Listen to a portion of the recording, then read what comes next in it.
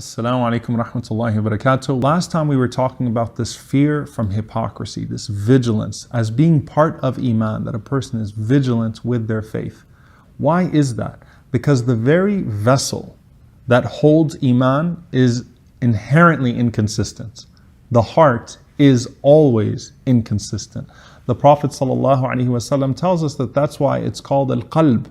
It's called the qalb, which means it's always turning, because it's always in the state of tataqallab. It's always turning in different directions. The heart is always in movement. It cannot be still all the time. And so a person has to try to settle it. And he said, sallallahu alaihi wasallam, that the heart of the son of Adam is more inconsistent than boiling water. So you can imagine the movement of the heart. The more iman a person has in the heart, the more they're able to settle it, but the heart is always moving. And if you stop settling it, if you stop filling it with iman to keep it still, then it's inevitable that it's going to turn, and you will not be able to control the degree to which it turns and how far it will go or where it turns to. So settling the heart is extremely important. Now, subhanAllah, there are many lessons we take from this.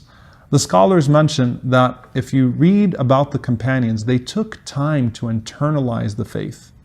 Okay, they understood the inconsistency of the heart, so they took time to stabilize the faith. So Ibn Mas'ud radiallahu anhu, for example, says, we used to read 10 verses of the Quran, understand them, memorize them, apply them, and then we'd move on to the next 10. Think about then the Khawarij, the extremists that the Prophet ﷺ mentioned, that recite plenty of Quran, but it does not go beyond their throats. You know, there's a saying that extremists are blinded by the light, they're not guided by the light. What happens if water keeps on boiling? It'll evaporate. So there will be no iman whatsoever. So a person should slowly stabilize the heart rather than try to take in too much, because the iman does not come in that fashion. Iman grows gradually.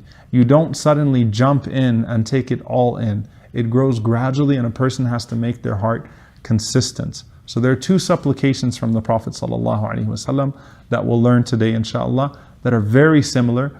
And a person might think that they mean the exact same thing, but there's a subtle lesson that we can take in the difference.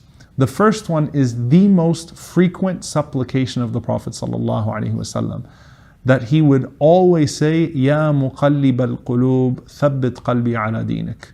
Ya muqallib al-qulub, thabbit qalbi ala dinik. O turner of hearts, make my heart firm on your path. If the Prophet ﷺ made that dua more frequently than any other dua, then what then for us? Does the Prophet ﷺ fear hypocrisy? Does he fear that his heart will be turned in any other direction? SubhanAllah, what about us then? If that was the most frequent dua of the Prophet ﷺ, it should also be our most frequent supplication, and we should increase it well beyond what the Prophet ﷺ used to say, for our hearts are not like his heart, alayhi salatu wassalam. Now there's another dua that's very similar, and I want to talk a little bit about the difference because they're both authentically narrated. Another dua the Prophet ﷺ used to make was, Ya musarrif al-qulub, sarrif qalbi ila ta'atik. Also, O turner of hearts, but the word is musarrif as opposed to muqallib. Muqallib is to turn, musarrif is to direct. Okay, and siraf is to direct. So, O director of hearts, direct my heart to your good deeds. So, Ya muqallib al-qulub, thabbit qalbi ala dinik. Ya musarrif al-qulub, sarrif qalbi ila ta'atik. Ya muqallib al-qulub, the first one, which is the most frequent dua, is really to maintain your heart upon the path of Allah, longing for Allah and away from sins. So away from turning to that which is displeasing to Him. The second supplication is that Allah directs your heart to good deeds. So one is that Allah keeps your heart away from turning towards that which is displeasing to Him. The other is that Allah subhanahu wa ta'ala turns your heart towards that which is pleasing to Him. So two du'as, the more important one, Ya muqallib al-qulub, thabbit qalbi ala dinik. And then the second one, Ya musarrif al-qulub, sarrif qalbi ila ta'atik. Allahumma ameen. May Allah subhanahu wa ta'ala keep our hearts firm and consistent and upon that which is pleasing to Him. And may Allah subhanahu wa ta'ala fill our hearts with longing for Him so that we meet Him in that state. Allahumma ameen. See you next time, inshallah. Assalamu alaikum wa rahmatullahi wa barakatuh.